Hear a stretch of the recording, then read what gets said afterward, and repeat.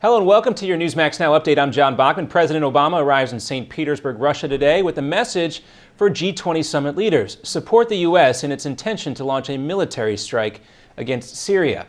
This is clearly an awkward hello here. President Obama and Russian President Vladimir Putin. Russia, which is hosting the G20 summit, says it does not believe the U.S. evidence pinning the chemical weapons attacks on the Syrian government is valid, with Vladimir Putin calling the U.S. Secretary of State John Kerry a liar. And ahead of his trip to the G20, Mr. Obama said there is a lot more than America's reputation at stake in Syria. My credibility is not on the line. The international community's credibility is on the line. The world set a red line when governments representing 98% of the world's population said the use of chemical weapons are abhorrent. Russia was also, of course, one of Syria's strongest allies. The U.S. says it has proof the Syrian troops fired rockets with sarin gas into rebel territories, killing more than 1,400 people, including hundreds of children. Meanwhile, Congress is one step closer to approving the president's request to authorize the strike on Syria. Wednesday, the Senate Foreign Relations Committee voted 10-7 to approve the use of force in Syria, with members of both parties voting for and against the measure. The resolution gives the president at least 60 days to carry out a military strike with the possibility of a one-time 30-day extension. It also prohibits putting ground troops in Syria. The resolution goes to the full Senate early next week, where Senator Rand Paul has already threatened a filibuster. I think everything about us getting involved may well make the situation worse over there. The House is also currently reviewing the president's request for military force, but the measure faces stiffer opposition there. Also, the chairman of the Joint Chiefs of Staff told the panel the risk of U.S. casualties is low and the cost of strikes could run into the tens of millions of dollars.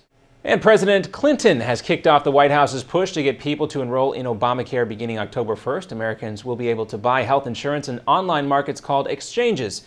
People with no access to health insurance from their jobs may qualify for subsidized coverage. But recent delays have led to numerous concerns that those state-run exchanges will not be ready by October 1st. And it was a nasty commute for drivers in the UK county of Kent today. Check this out. More than 100 vehicles were involved in an accident on a bridge in the area. Drivers say foggy conditions hampered their vision. There were serious injuries that resulted from the wreck, but there were no reports of fatalities. And coming up next in our Newsmax Now update, the Smithsonian Zoo in Washington, D.C. reveals the sex of the newest baby panda. Plus a Newsmax exclusive with Congressman Kevin Brady, chairman of the Joint Economic Committee. How will the GOP hold the president's feet to the fire on government funding? In 2013, half of your friends, family, and neighbors may lose their jobs, and you may be forced to watch helplessly as you are robbed of 90% of your life savings, all while your home's value is eradicated. Controversial economist Robert Wiedemer believes we will soon stare down a secret crisis that will rival the Great Depression. It was Wiedemer's 2005 book, America's Bubble Economy, that warned of coming meltdowns in our housing and stock markets. Washington did not heed his call, and folks on Main Street lost $50 trillion from the recession. His New York Times best-selling book, Aftershock, predicted our federal debt and dollar would be the next bubbles to burst. And now Robert Wiedemer has released a startling video with shocking evidence the powers that be have tried to ban. But that hasn't stopped 50 million people from getting the truth. Join us at Aftershock2013.com. Aftershock2013.com.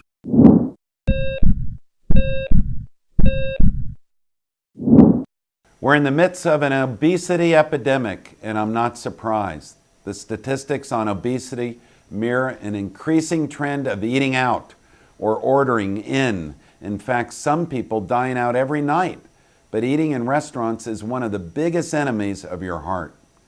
When you're in a restaurant, you don't really know what you're getting, and the calorie counts of many restaurant dishes are astronomical.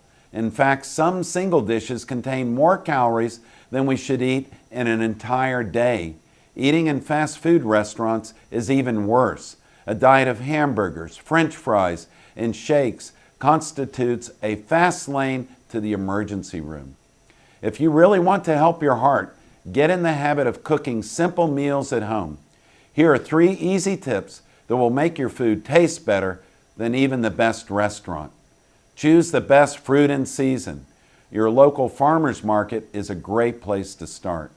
It will probably still cost less than that pie you were thinking of buying. Get in the habit of using fresh herbs. You can use them in egg white omelets or dust them on the fish you grill or bake. And for a light dessert, choose a square or two of dark chocolate that you and your spouse can enjoy. There are lots of ways to make your heart healthy, but there are also lots of ways to damage it. That's why I wrote Fix It, Dr. Crandall's 90-day program. In it, I'll tell you how to kickstart your metabolism every day, how to pick the best diet for you, how to stop hunger from sabotaging your diet, the 7 superfoods for your heart. I'm Dr. Chauncey Crandall, and thanks for watching this Heart Health Minute. And welcome back. The Smithsonian's National Zoo announces that the 2-week-old giant panda cub is a female. It takes time to determine a cub's gender, and a DNA sample was collected to determine the actual paternity of the cub born back on August 23rd. China does own the pandas at the Smithsonian's National Zoo. The cub is expected to stay with her mother for a little over 2 years until she is weaned and will possibly head back to China. During a Newsmax exclusive, we talk with Representative Kevin Brady about the budget battle expected when Congress returns to Washington next week. And with fiscal deadlines looming, Brady said the GOP House plans to hold the president's feet to the fire. There's 2 real opportunities to address the size and the power and the scope of this government to right size us back down into something that's actually sustainable. And to see more of our exclusive interviews and content, stay with Newsmax.com. This has been your Newsmax Now update for September 5th. I'm John Bachman. Now here's the Steve Malzberg Show in New York.